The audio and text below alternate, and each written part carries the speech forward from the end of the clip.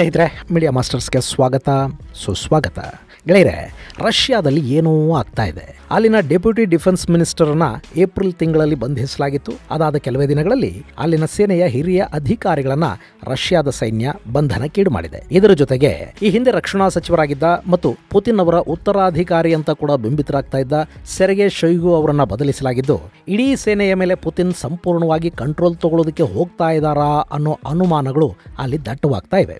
ಇದೆಲ್ಲದರ ನಡುವೆ ರಷ್ಯಾ ಮತ್ತು ಯುಕ್ರೇನ್ ಯುದ್ಧದ ಸಮಯದಲ್ಲಿ ರಷ್ಯಾ ಸೇನೆಯಲ್ಲಿ ಭಾರೀ ಅವ್ಯವಹಾರಗಳು, ಭ್ರಷ್ಟಾಚಾರಗಳು ನಡೆದಿರೋ ಬಗ್ಗೆ ಕೂಡ ಮಾಹಿತಿಗಳು ಹೊರಬೀಳ್ತಾ ಇವೆ. ಹಾಗಾದ್ರೆ ರಷ್ಯಾದಲ್ಲಿ ಆಂತರಿಕ ಸಮಸ್ಯೆ ಶುರುವಾಗ್ತಾ ಇದೆಯಾ? ಪುತಿನ್ ವಿರುದ್ಧ ಅಲ್ಲಿನ ಸೇನಾಧಿಕಾರಿಗಳು ಸಂಚು ಮಾಡೋದಕ್ಕೆ ಮುಂದಾಗ್ತಾ ಇದ್ದಾರಾ? ಅಥವಾ ಕೇವಲ ಭ್ರಷ್ಟಾಚಾರದ ಕಾರಣಕ್ಕೇನೆ ಇವರನ್ನ ಅರೆಸ್ಟ್ ಮಾಡಲಾಗಿದೆಯಾ? ಸರ್ವಾಧಿಕಾರಿಗಳ ಆಡಳಿತದಲ್ಲಿ ಹೀಗ್ಯಾಕಾಗತ್ತೆ ಅನ್ನೋದ್ರ ಬಗ್ಗೆ ಒಂದಷ್ಟು ಮಾಹಿತಿಯನ್ನ ನಾವಿಲ್ಲಿ ನೋಡೋಣ.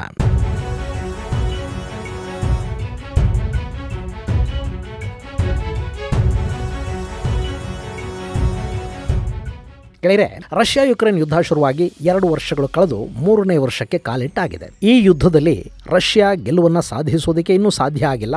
ಅದಕ್ಕೆ ಕಾರಣ ಪಶ್ಚಿಮದ ದೇಶಗಳು ಯುಕ್ರೇನ್ಗೆ ಕೊಡ್ತಾ ಇರೋ ಆಯುಧ ಮತ್ತು ಹಣದ ಸಹಕಾರ ಅನ್ನೋದು ಮೇಲ್ನೋಟಕ್ಕೆ ಗೊತ್ತಾಗ್ತಾ ಇದೆ. ಆದರೆ ಇಲ್ಲಿ ಕೇವಲ ಪಶ್ಚಿಮದ ಶಕ್ತಿ ಮಾತ್ರ ರಷ್ಯಾ ಸೇನೆಯ ಗೆಲುವನ್ನ ಮರೀಚಿಕೆಯನ್ನಾಗಿ ಮಾಡ್ತಾ ಇಲ್ಲ.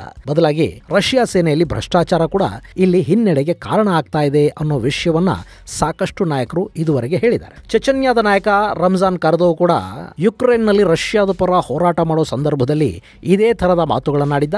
ರಷ್ಯಾದ ಅಧಿಕಾರಿಗಳು ಸಾಮಾನ್ಯ ಸೈನಿಕರನ್ನ ಮುಂದೆ ಬಿಟ್ಟು ಅವರ ಪ್ರಾಣಗಳ ಜೊತೆ ಆಟ ಆಡ್ತಾ ಇದ್ದಾರೆ. ರಷ್ಯನ್ ಅಧಿಕಾರಿಗಳಿಗೆ ಗೆಲುವು ಬೇಕಾಗಿಲ್ಲ ಅನ್ನೋ ಮಾತುಗಳು ರಂಜಾನ್ ಕರ್ದೋವ್ ಕಡೆಯಿಂದ ಬಂದಿದ್ವು. ಅಷ್ಟೇ ಅಲ್ಲದೆ ಆತ ಇದೇ ಕಾರಣವನ್ನು ಕೊಟ್ಟು ಆ ಯುದ್ಧ ಭೂಮಿಯಿಂದ ಹಿಂದೆ ಸರಿದಿದ್ದು ಕೂಡ ನಿಮಗೆ ನೆನಪಿರಬೇಕು. ಆ ಬಳಿಕ ಇಂಥದ್ದೇ ಒಂದು ಆರೋಪವನ್ನು ಮಾಡಿದ್ದು ವ್ಯಾಗ್ನರ್ ಗ್ರೂಪ್ನ ಮಾಲೀಕ ಪ್ರೆಗೋಜಿನ್. ರಷ್ಯಾದ ಅಧಿಕಾರಿಗಳಿಗೆ ಯುದ್ಧ ಗೆಲ್ಲೋದು ಬೇಕಾಗೇ ಇಲ್ಲ, ರಷ್ಯನ್ ಸೇನೆಗಿಂತ ನಮ್ಮ ವ್ಯಾಗ್ನರ್ ಗ್ರೂಪ್ ಹೆಚ್ಚು ಬಲಿಷ್ಠವಾಗಿ ಹೋರಾಟ ಮಾಡ್ತಾ ಇದೆ ಅಂತ ಪ್ರೆಗೋಜಿನ್ ಹೇಳಿದ್ದ.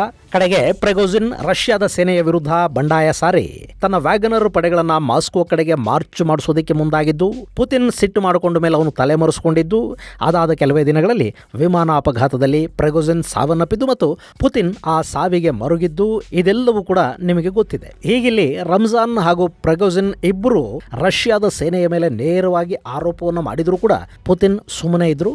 ಆ ಬಳಿಕ ಇದೇ ರೀತಿಯ ಆರೋಪವನ್ನ ಪುತಿನ್ನ ಕಡು ವಿರೋಧಿ ಅಲೆಕ್ಸಿ ನಾವೆಲ್ನಿ ಕೂಡ ಮಾಡಿದ್ರು. ರಷ್ಯಾದ ಸೇನೆಯಲ್ಲಿ ಭ್ರಷ್ಟಾಚಾರ ಅನ್ನೋದು ತಾಂಡವ ಆಡ್ತಾ ಇದೆ.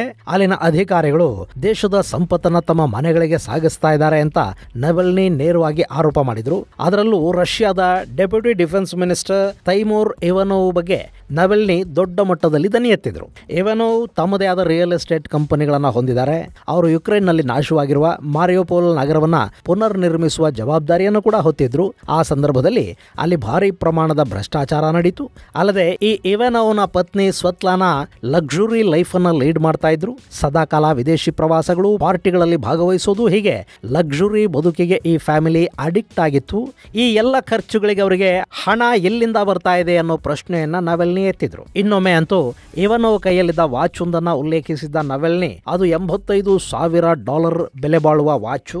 ಅಷ್ಟೊಂದು ಲಕ್ಸುರಿಗೆ ಬೇಕಾದ ಹಣವನ್ನ ಇವಾನೋವ್ ಎಲ್ಲಿಂದ ತರ್ತಾ ಇದ್ದಾರೆ ಅಂತ ಪ್ರಶ್ನೆ ಮಾಡಿದ್ರು. ಇದೇ ರೀತಿ ರಷ್ಯಾದ ಹಿರಿಯ ಸೇನಾಧಿಕಾರಿಗಳ ಬಗ್ಗೆ ಕೂಡ ನಾವೆಲ್ನಿ ಇದೇ ತರದ ಸಾಕಷ್ಟು ಭ್ರಷ್ಟಾಚಾರದ ಆರೋಪಗಳನ್ನು ಮಾಡ್ತಾ ಬಂದ್ರು. ಇದೆಲ್ಲವನ್ನ ನೋಡ್ತಾ ಇದ್ದ ಪುತಿನ್ ಅಲ್ಲವತ್ತು ಯಾವುದೇ ರಿಯಾಕ್ಷನ್ ಕೊಟ್ಟಿರಲಿಲ್ಲ. ಅದಕ್ಕೆ ಕಾರಣ ರಷ್ಯಾದಲ್ಲಿ ನಡೀತಿದ್ದ ಚುನಾವಣೆಗಳು. ಆದರೆ ಯಾವಾಗ ಪುತಿನ್ 5ನೇ ಬಾರಿ ರಷ್ಯಾದ ಅಧ್ಯಕ್ಷರಾಗಿ ಆಯ್ಕೆಯಾದ್ರೋ ಅಲ್ಲಿಂದ ಪುತಿನ್ ರಷ್ಯಾನ ಕ್ಲೀನ್ ಮಾಡೋ ಕೆಲಸಕ್ಕೆ ಮುಂದಾದ ಹಾಗೆ ಕಾಣ್ತಾ ಇದೆ.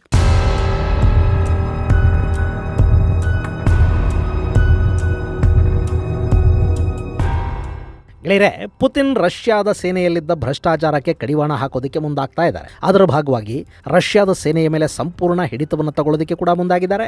ಸೊ ರಷ್ಯಾದ ರಕ್ಷಣಾ ಸಚಿವರಾಗಿದ್ದ ತಮ್ಮ ಆಪ್ತ ಸೆರ್ಗೆ ಶೊಯ್ಗು ಅವರನ್ನ ಆ ಜಾಗದಿಂದ ಬದಲಿಸಿ ಅಲ್ಲಿಗೆ ಆಂಡ್ರೆ ರಿಮೋವಿಚ್ ಬೋಲೋಸೋವ್ ಅವರನ್ನ ತಂದು ಕೂರಿಸಿದ್ದಾರೆ.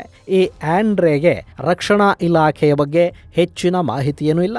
ಆತ ಸೇನೆಗೆ ಸಂಬಂಧಪಟ್ಟ ವ್ಯಕ್ತಿಯಲ್ಲ. ಈ ಆಂಡ್ರೆ ಒಬ್ಬ ಎಕಾನಮಿಸ್ಟ್ ಹಾಗೂ ಸ್ಟೇಟ್ಸ್ಮನ್ ಮಾತ್ರ. ಈ ಹಿಂದೆ 2020ರಿಂದ 2024ರವರೆಗೆ ಅವರನ್ನ ರಷ್ಯಾದ ಡೆಪ್ಯೂಟಿ ಪ್ರೈಮ್ ಮಿನಿಸ್ಟರ್ ಆಗಿ ನೇಮಕ ಮಾಡಲಾಗಿತ್ತು. ಅಂಥ ವ್ಯಕ್ತಿಯನ್ನ ಸೆರ್ಗೆ ಶೊಯ್ಗು ಅವರ ಜಾಗಕ್ಕೆ ತರೋದ್ರ ಮೂಲಕ ರಕ್ಷಣಾ ಇಲಾಖೆಯ ಮೇಲೆ ಸಂಪೂರ್ಣ ಹಿಡಿತವನ್ನು ಸಾಧಿಸುವುದಕ್ಕೆ ಪುತಿನ್ ಮುಂದಾಗಿದ್ದಾರೆ. ಇನ್ನು ಇಲ್ಲಿ ಸೆರೆಗೆ ಶೋಯಿಗು ಅವರನ್ನು ಕೂಡ ಪುತಿನ್ ಸಂಪೂರ್ಣವಾಗಿ ಕೈಬಿಟ್ಟಿಲ್ಲ. ಅವರನ್ನ ಸೆಕ್ಯೂರಿಟಿ ಕೌನ್ಸಿಲ್ ಫಾರ್ ರಷ್ಯನ್ ಫೆಡರೇಷನ್ನ ಸೆಕ್ರೆಟರಿಯಾಗಿ ನೇಮಕ ಮಾಡಲಾಗಿದೆ. ಈ ಕೌನ್ಸಿಲ್ ರಷ್ಯಾದ ಅಧ್ಯಕ್ಷರಿಗೆ ಸದಾಕಾಲ ನೆರವನ್ನು ಕೊಡ್ತಾ ಇರುತ್ತೆ. ದೇಶದ ಆಂತರಿಕ ಹಾಗೂ ಬಾಹ್ಯ ವಿಷಯಗಳಲ್ಲಿ ರಷ್ಯಾದ ಹಿತಾಸಕ್ತಿಯನ್ನು ಕಾಪಾಡೋದು ಹಾಗೂ ದೇಶದ ರಕ್ಷಣೆಯನ್ನ ಮಾಡುವ ನಿಟ್ಟಲ್ಲಿ ಕಾರ್ಯತಂತ್ರಗಳನ್ನು ರೂಪಿಸೋದು ಈ ಸಮಿತಿಯ ಕೆಲಸ. ಇಂಥ ಜವಾಬ್ದಾರಿಯುತ ಸ್ಥಾನಕ್ಕೆ ಶೋಯಿಗು ಅವರನ್ನ ನೇಮಕ ಮಾಡುವ ಮೂಲಕ ಪುತಿನ್ ತಮ್ಮ ನಂತರದ ಸ್ಥಾನ ಶೋಯಿಗು ಅವರದ್ದೇ ಅನ್ನೋ ಸಂದೇಶವನ್ನ ಇಲ್ಲಿ ಕೊಡ್ತಾ ಇದ್ದಾರಾ ಅನ್ನೋ ಅನುಮಾನಗಳು ಕೂಡ ಮೂಡ್ತಾ ಇವೆ. ಇನ್ನು ಭ್ರಷ್ಟಾಚಾರದ ವಿಷಯಕ್ಕೆ ಬರೋದಾದ್ರೆ, ಈಗಾಗಲೇ ಕಳೆದ ಏಪ್ರಿಲ್ನಲ್ಲೇ ರಷ್ಯಾದ ಡೆಪ್ಯೂಟಿ ಡಿಫೆನ್ಸ್ ಮಿನಿಸ್ಟರ್ ತೈಮೂರ್ ಇವನೋವ್ ಅವರನ್ನ ಬಂಧಿಸಲಾಗಿದೆ. ಈಗಾಗಲೇ ಇವನೋವ್ ವಿರುದ್ಧ ತನಿಖೆ ನಡೆಸಿರುವ ತಂಡ ಈತ ದೊಡ್ಡ ಪ್ರಮಾಣದಲ್ಲಿ ಲಂಚ ತೆಗೆದುಕೊಂಡಿರೋ ಬಗ್ಗೆ ಮಾಹಿತಿಯನ್ನು ಕಲೆ ಹಾಕಿದೆ. ಆ ಆರೋಪ ಪ್ರೂವ್ ಆದ್ರೆ ಇವನೋವ್ಗೆ ಕನಿಷ್ಠ 15 ವರ್ಷಗಳ ಜೈಲು ಶಿಕ್ಷೆ ಆಗುವ ಸಾಧ್ಯತೆ ಇರುತ್ತೆ. ಆದ್ರೆ ಇಲ್ಲಿ ಇವನೋವ್ ಯಾರಿಂದ ಲಂಚವನ್ನ ಪಡ್ಕೊಂಡಿದ್ದಾರೆ ಅನ್ನೋದ್ರ ಬಗ್ಗೆ ಸ್ಪಷ್ಟ ಉಲ್ಲೇಖಗಳು ಇಲ್ಲ. ಇನ್ನು ಈ ಡೆಪ್ಯೂಟಿ ಡಿಫೆನ್ಸ್ ಮಿನಿಸ್ಟರ್ನ ಬಂಧನ ಆಗ್ತಿದ್ದ ಹಾಗೆ ರಷ್ಯಾದಲ್ಲಿನ ಸೇನಾಧಿಕಾರಿಗಳ ವಿರುದ್ಧ ಕೂಡ ಸಾಕಷ್ಟು ಭ್ರಷ್ಟಾಚಾರದ ಆರೋಪಗಳು ಕೇಳಿಬರುವುದಕ್ಕೆ ಶುರುವಾಗಿವೆ. ಲೆಫ್ಟಿನೆಂಟ್ ಜನರಲ್ ಯೂರಿ ಕುಜೆಂಟ್ಸೋವ್ ರಕ್ಷಣಾ ಇಲಾಖೆಯ ಪರ್ಸನಲ್ ಡೈರೆಕ್ಟರೇಟ್ನ ಮುಖ್ಯಸ್ಥ, major general Ivan Popov, lieutenant general Vadim Shamarin, general ಸ್ಟಾಫ್ನ ಮುಖ್ಯಸ್ಥ ವ್ಯಾಲೆರಿ ಗ್ಯಾರಿಸಿಮೋವ್ ಮುಂತಾದವರ ವಿರುದ್ಧ ಭ್ರಷ್ಟಾಚಾರದ ಆರೋಪಗಳು ಕೇಳಿ ಬರ್ತಾ ಇವೆ. ಇನ್ನು ಡಿಫೆನ್ಸ್ ಪ್ರೊಕ್ಯೂರ್ಮೆಂಟ್ನ ಮುಖ್ಯಸ್ಥರಾಗಿದ್ದ ವ್ಲಾದಿಮಿರ್ ವರ್ಟಲೆಸ್ಕಿ ಅವರನ್ನ ಕಳೆದ ವಾರವಷ್ಟೇ ಬಂಧಿಸಲಾಗಿದೆ. ಅವರ ಅವಧಿಯಲ್ಲಿ ನಡೆದ ಆಯುಧಗಳ ಖರೀದಿಯಲ್ಲಿ ರಷ್ಯಾಗೆ ಸರಿಸುಮಾರು 70 ಮಿಲಿಯನ್ ರೂಬಲ್ನಷ್ಟು ನಷ್ಟ ಸಂಭವಿಸಿದೆ ಅಂತ ಹೇಳಲಾಗ್ತಾ ಇದೆ. ಹೀಗಾಗಿ ಭ್ರಷ್ಟಾಚಾರದಲ್ಲಿ ತೊಡಗಿರುವ ಇನ್ನಷ್ಟು ಮಂದಿಯ ಬಂಧನ ಕೂಡ ಅಲ್ಲಾಗುವ ಸಾಧ್ಯತೆ ಇದೆ.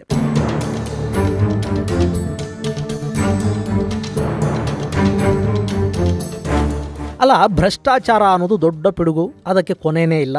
ಇಲ್ಲಿ ಪುತಿನ್ ಮೇಲೇನೆ ಬಹುದೊಡ್ಡ ಭ್ರಷ್ಟಾಚಾರದ ಆರೋಪಗಳಿವೆ. ಜಗತ್ತಿನ ಅತ್ಯಂತ ಶ್ರೀಮಂತ ಅಂತ ಯಾರಾದರೂ ಇದ್ರೆ ಅದು ಪುತಿನ್ ಅನ್ನೋ ಆರೋಪಗಳು ಕೇಳಿಬರುತ್ತವೆ. ಹೀಗಿರುವಾಗ ಅಲ್ಲಿ ಸೇನಾಧಿಕಾರಿಗಳನ್ನ ಮಾತ್ರ ಯಾಕೆ ಅರೆಸ್ಟ್ ಮಾಡ್ತಾ ಇದ್ದಾರೆ? ಗೆಳೆಯರೆ, ರಷ್ಯಾದಲ್ಲಿ ಭ್ರಷ್ಟಾಚಾರದ ಆರೋಪಗಳು ಹೊಸದಾಗೇನು ಕೇಳಿ ಬರ್ತಾ ಇಲ್ಲ. ಅಲ್ಲಿನ ಸಾಕಷ್ಟು ಜನರ ವಿರುದ್ಧ ಇಂಥ ಸಾಕಷ್ಟು ಆರೋಪಗಳು ಕೇಳಿ ಬರ್ತಾ ಇದ್ವು. ಆದ್ರೂ ಕೂಡ ಪುತಿನ್ ಆ ಬಗ್ಗೆ ಯಾವುದೇ ಕ್ರಮಗಳನ್ನ ಕೈಗೊಳ್ತಾ ಇಲ್ಲ ಅನ್ನೋ ಕಾರಣಕ್ಕೆ ಒಂದಷ್ಟು ಜನ ಪುತಿನ್ ಕಡೆಗೆ ಕೂಡ ಬೆಟ್ಟು ಮಾಡೋದಕ್ಕೆ ಶುರು ಮಾಡಿದ್ರು. ಮತ್ತೊಂದು ಕಡೆ ಯುಕ್ರೇನ್ ವಿರುದ್ಧದ ಯುದ್ಧದಲ್ಲಿ ರಷ್ಯಾದ ಆಯುಧಗಳು ನಿರೀಕ್ಷಿತ ಪ್ರಮಾಣದಲ್ಲಿ ಕೆಲಸ ಮಾಡ್ತಾ ಇಲ್ಲ ಅನ್ನೋ ಅಭಿಪ್ರಾಯ ಕೂಡ ಮೂಡೋದಕ್ಕೆ ಶುರುವಾಗಿತ್ತು.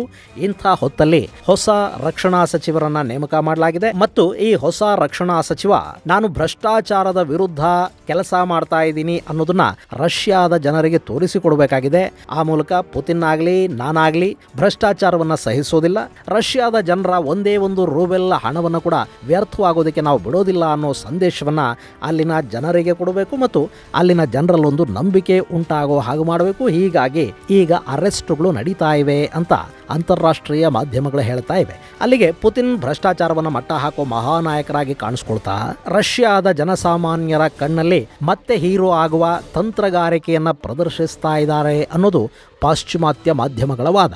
ಇನ್ನು ಇಲ್ಲಿ ಮತ್ತೊಂದು ವಿಷಯ ಕೂಡ ಮುನ್ನೆಲೆಗೆ ಬರ್ತಾ ಇದೆ. ಅದು ಏನು ಅಂದ್ರೆ, ಸೇನೆ ಹಾಗೂ ಆಡಳಿತದಲ್ಲಿ ಒಂದಷ್ಟು ಜನ ಪುತಿನ್ ಅವರ ವಿರುದ್ಧ ಸಂಚು ಮಾಡೋದಕ್ಕೆ ಮುಂದಾಗಿದ್ರು. ಅಂಥವರನ್ನ ಮಟ್ಟ ಹಾಕೋದಕ್ಕೆ ಮುಂದಾಗಿರುವ ಪುತಿನ್ ಅವರ ಮೇಲೆ ಭ್ರಷ್ಟಾಚಾರದ ಆರೋಪವನ್ನು ಹೊರಿಸಿ ಅವರನ್ನ ಅರೆಸ್ಟ್ ಮಾಡಿಸ್ತಾ ಇದ್ದಾರೆ ಅನ್ನೋದು. ಇಲ್ಲಿ ಪುತಿನಿಗೆ ಮುಂದಿನ ದಿನಗಳಲ್ಲಿ ಯಾವುದೇ ವಿರೋಧ ಇರಬಾರದು ಅನ್ನೋ ಮನಸ್ಥಿತಿ ಇದೆ. ಹೀಗಾಗಿ ತಮ್ಮ ಬಗ್ಗೆ ಅಸಮಾಧಾನವನ್ನ ವ್ಯಕ್ತಪಡಿಸಿದವರನ್ನ ಹಾಗೂ ತಮ್ಮ ವಿರುದ್ಧ ಸಂಚು ರೂಪಿಸ್ತಾ ಇದ್ದಾರೆ ಅನ್ನೋ ಅನುಮಾನಕ್ಕೆ ಗುರಿಯಾಗ್ತಾ ಇರೋರನ್ನ ಇಲ್ಲಿ ಪುತಿನ್ ಬಂಧಿಸಿ ಜೈಲಿಗಟ್ತಾ ಇದ್ದಾರೆ. ಹೇಳಿ ಕೇಳಿ KGBಯಲ್ಲಿದ್ದವರು ಪುತಿನ್.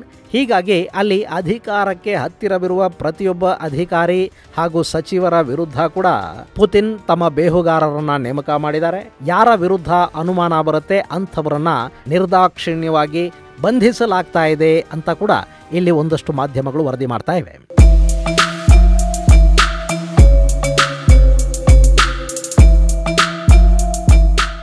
ಗೆಳೆಯರೆ, ಇದು ಪುತಿನ್ ಅವರ ಆಡಳಿತದಲ್ಲಿ ಮಾತ್ರ ಅಲ್ಲ, ಬಹುತೇಕ ಎಲ್ಲ ಸರ್ವಾಧಿಕಾರಿಗಳ ಆಳ್ವಿಕೆಗಳಲ್ಲಿ ಕೂಡ ಹೀಗೇನೆ ಆಗತ್ತೆ. ಅಲ್ಲಿ ಆಡಳಿತಾಧಿಕಾರಿಗಳಿಗೆ ಒಂದು ಅವ್ಯಕ್ತ ಭಯ ಇರುತ್ತೆ. ಕ್ಷಣ ಕ್ಷಣವೂ ಅವರು ಮೈಯೆಲ್ಲ ಕಣ್ಣಾಗಿರ್ಬೇಕಾಗತ್ತೆ. ಜೊತೆಗೆ ಜನರ ಗಮನವನ್ನು ಕೂಡ ಆಗಾಗ ಬೇರೆ ಕಡೆಗೆ ಡೈವರ್ಟ್ ಮಾಡ್ತಲೇ ಇರಬೇಕಾಗತ್ತೆ. ಪ್ರತಿ ಬಾರಿ ಗೆದ್ದು ಬಂದಾಗ್ಲೂ ಮುಂದಿನ ಅವಧಿಯವರೆಗೆ ತಮ್ಮ ಅಕ್ಕಪಕ್ಕದಲ್ಲಿನ ಜನಕ್ಕೂ ಒಂದು ಭಯ ಹುಟ್ಟು ಹಾಗೆ ಮಾಡಬೇಕು. ಹಾಗಾದಾಗ ಮಾತ್ರ ಈ ಸರ್ವಾಧಿಕಾರಿಗಳು ಸುರಕ್ಷಿತವಾಗಿರೋದಕ್ಕೆ ಸಾಧ್ಯ ಆಗುತ್ತೆ. ಚೈನಾದಲ್ಲಿ ಕೂಡ ಶಿ ಜಿನ್ಪಿಂಗ್ ಆರಿಸಿ ಬಂದ ನಂತರ ಏನಾಯ್ತು ಅನ್ನೋದು ನಿಮಗೆ ನೆನಪಿದೆ ಅಲ್ವಾ? ಅಲ್ಲಿ ವಿದೇಶಾಂಗ ಸಚಿವನನ್ನ ಬದಲಿಸಲಾಯಿತು. ಆತ ಏನಾದ ಗೊತ್ತಾಗ್ಲಿಲ್ಲ. ರಕ್ಷಣಾ ಸಚಿವನನ್ನು ಬದಲಿಸಲಾಯಿತು. ಹಾಗೆ ಒಂದಷ್ಟು ಸೇನಾಧಿಕಾರಿಗಳನ್ನು ಕೂಡ ಪದಚ್ಯುತಗೊಳಿಸಲಾಯಿತು. ಅದಕ್ಕೆ ಅಲ್ಲಿನ ಸರ್ಕಾರ ಯಾವ ಕಾರಣಗಳನ್ನೂ ಕೊಡಲಿಲ್ಲ.